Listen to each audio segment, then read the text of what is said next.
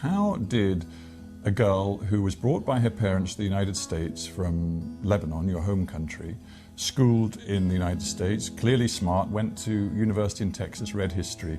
How did you get involved with the sex porn industry? I don't think low self-esteem discriminates against anyone. It doesn't matter if you come from a great family or if you come from a not so great background. I struggled my entire childhood with weight, and I never felt attractive or worthy of male attention. And suddenly, my first year of college, I start losing all this weight from making small changes. And by the time I graduated, I was ready to make a bigger difference. I felt extremely self-conscious about my breasts because that was the first thing to go when I lost all the weight. I lost about 50 pounds. I don't know how many kilos that is, or stones. Well, it's a considerable amount of weight. Yeah. It changed your body, it changed you physically. Completely. So my biggest insecurity was my breasts. So I wanted to more or less go back to what they normally were.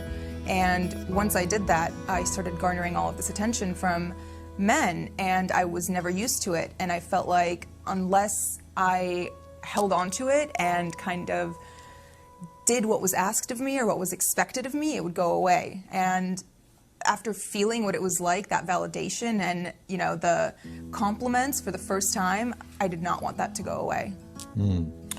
You were spotted, I think, on a street. I mean, there you were a young graduate wanting to sort of find a job, and you were spotted on a street by a guy who said, I can work with you, and clearly he opened up and said, it's the porn business.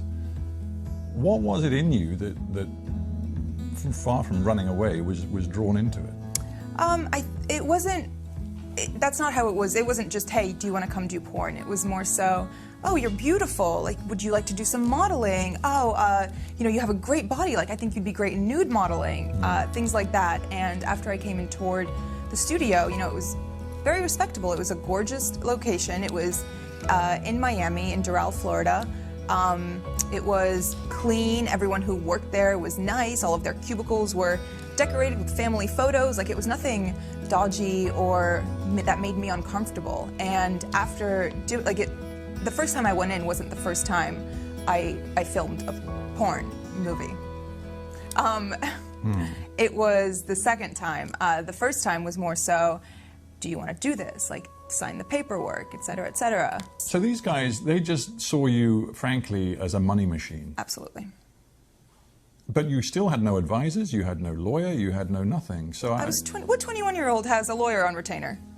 I'm just trying to get my head around how stressful this must have been, and whether even now, because you sit here so poised, and obviously a lot of time has passed and you've moved on, but do you think there is some sort of post-traumatic stress that is in you from this experience? Yes, and I think it kicks in mostly when I go out in public, because the stares I get, I feel like people can see through my clothes, and it brings me deep shame.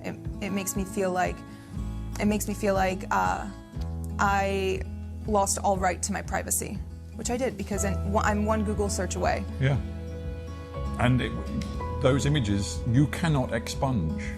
You have no right, even though it is deeply personal to you, you have no right to remove them from anybody's view around the world. Yeah. It is very hard. It is. And I'm just thinking, this isn't, I mean, this story is your story, but frankly, it's also the story of other porn actors and actresses. I honestly started seeing that recently after the interview came out, and people started reaching out, and all of the emails go, my manager checks them, and when he gets stuff like that, he filters them and sends them to me. And reading the words of some of these girls who have been sex trafficked and forced into porn, and all of these stories of girls whose lives have been ruined by it, and by men who have taken advantage of them, and by contracts that they didn't even understand the jargon of, it makes me feel like, okay, maybe it was good that I started talking and that I posted this interview and that I'm speaking out now, because other people feel the same way. And even if they don't relate on as deep a level as, you know, doing porn, they can relate on the level of being insecure and being pressured into doing something they didn't want to do. You were wearing the Islamic headscarf, often known as hijab.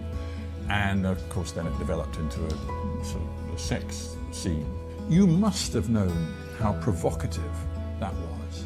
I verbatim told them, you guys are going to get me killed. And they said?